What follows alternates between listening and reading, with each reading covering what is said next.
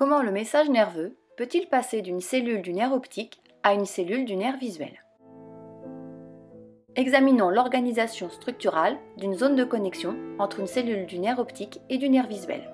Représentée en violet, l'extrémité d'une cellule provenant de la rétine.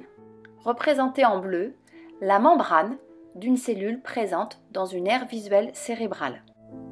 Nous pouvons observer dans le cytoplasme de la cellule provenant de la rétine la présence de vésicules en nombre important.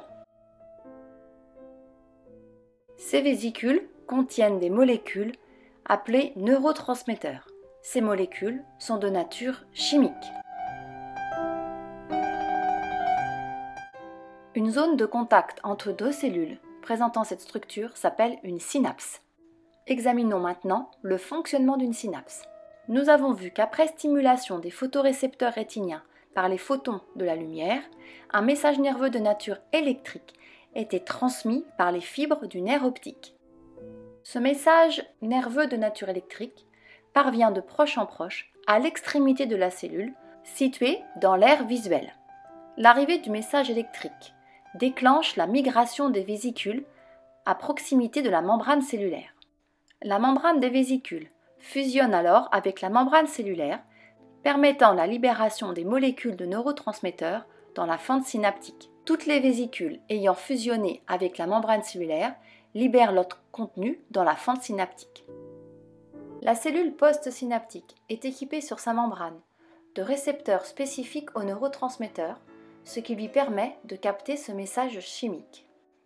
Une molécule de neurotransmetteur peut se fixer sur un récepteur spécifique de la membrane postsynaptique.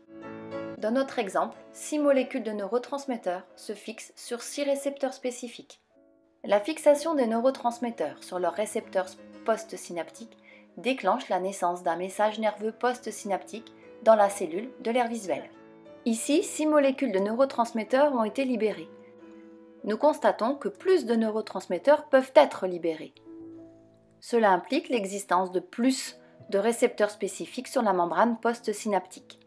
Dans le cas où le message nerveux présynaptique aurait déclenché la libération de plus de neurotransmetteurs dans l'espace intersynaptique, tous les récepteurs postsynaptiques auraient été occupés et le message nerveux postsynaptique aurait été plus intense.